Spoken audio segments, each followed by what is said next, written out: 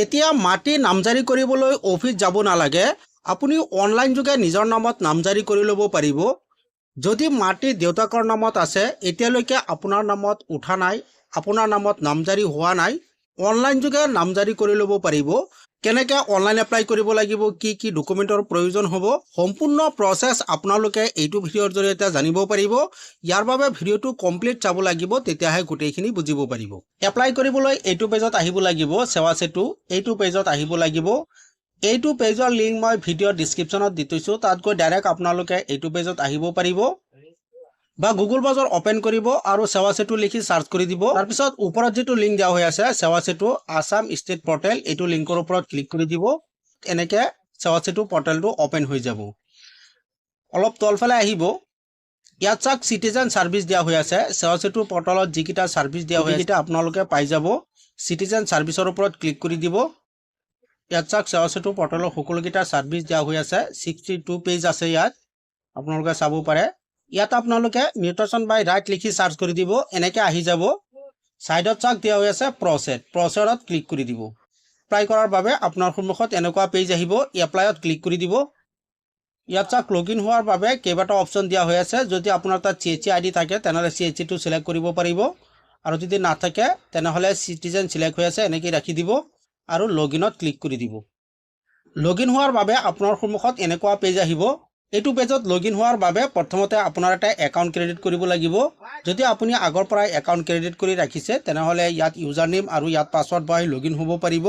আৰু যদি first time apply কৰি আছে, ৰেজিষ্ট্ৰেশ্যন কৰা নাই, তেনেহলে তলত চাক দিয়া আছে নিউ ইউজাৰত ক্লিক কৰি দিব। আপোনাৰ সন্মুখত এনেকুৱা পেজ আহিব। ইয়াত মোবাইল নম্বৰ বহুৱাই দিব। তাৰপিছত ইয়াত নাম, জেন্ডাৰ, ডেট অফ বাৰ্থ, ইয়াত পাৰ্সোনাল কিবা এটা মেছেজ লিখি দিব আৰু ইয়াত এটা ইউজাৰ নেম বনাই বহুৱাই দিব। আপুনি যিকোনো এটা বহুৱাব পাৰে। তাৰপিছত ইয়াত এটা পাছৱৰ্ড বনাই বহুৱাই দিব। পাছৱৰ্ডটো কেনেকুৱা হ'ব লাগিব সাইডত চাক দিয়া হৈ আছে। কনফাৰ্মৰ বাবে আকৌ ইয়াত পাছৱৰ্ডটো বহুৱাই দিব। এইটো বক্সত টিক চিন লগাই দিব আৰু সাইন আপত ক্লিক কৰি দিব। যেতিয়া সাইন আপত ক্লিক কৰি দিব আপোনাৰ ৰেজিষ্ট্ৰেশ্যন কমপ্লিট হৈ যাব। তাৰপিছত লগইন হোৱাৰ বাবে ইয়াত ইউজাৰ নেমটো বহুৱাই দিব আৰু ইয়াত পাছৱৰ্ডটো বহুৱাই দিব। এইটো বক্সত টিক চিন লগাই দিব আৰু সাইন ইনত ক্লিক কৰি দিব। পেজ আহিব, স্কিপ নাওত ক্লিক কৰি দিব। তাৰপিছত গেট ষ্টাৰ্টৰ ওপৰত ক্লিক কৰি দিব। আপোনাৰ সন্মুখত এনেকুৱা পেজ আহিব ভেৰিফিকেশ্যনৰ বাবে।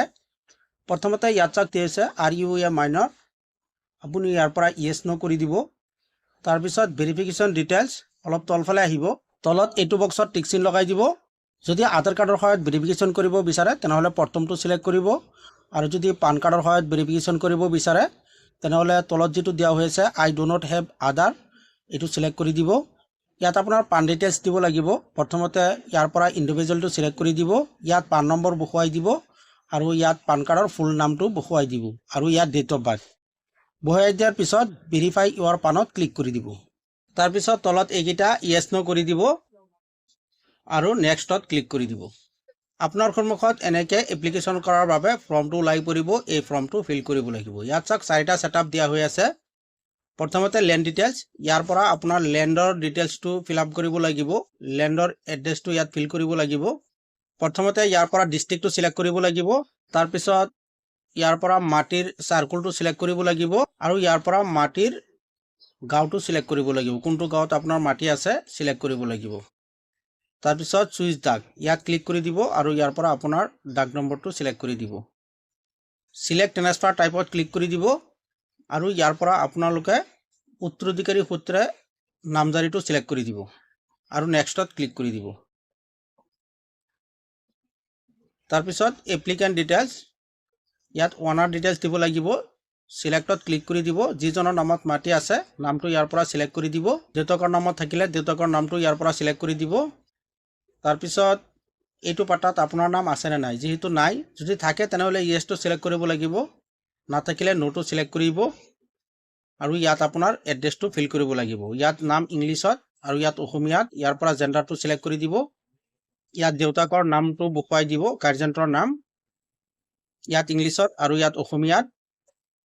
যেতিয়া বাটটো নিজে নিজে আহি যাব, মোবাইল নম্বৰ আহি যাব, সেভ এপ্লিকেন্টত ক্লিক কৰি দিব। এনেকৈ এড হৈ যাব। আৰু যদি এড কৰিব বিচাৰে, 2-3 জনৰ নামত যদি নামজাৰি কৰিব বিচাৰে তেনেহলে এড মোৰ এপ্লিকেন্টত ক্লিক কৰি আপোনালোকে আৰু এড কৰিব পাৰিব। এনেকৈ আৰু নাম সোমাব পাৰিব। তাৰপিছত নেক্সটত ক্লিক কৰি দিব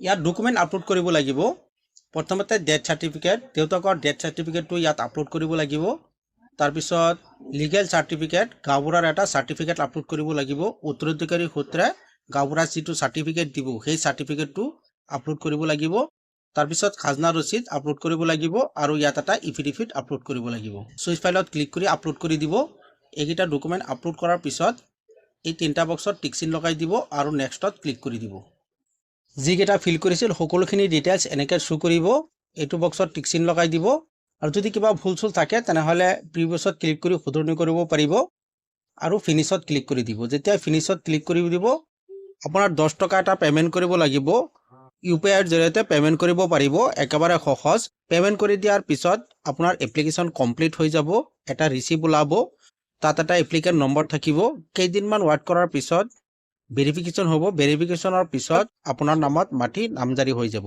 এনেকৈ আপুনি অনলাইন যোগে মাটি নামজাৰি কৰিব পাৰিব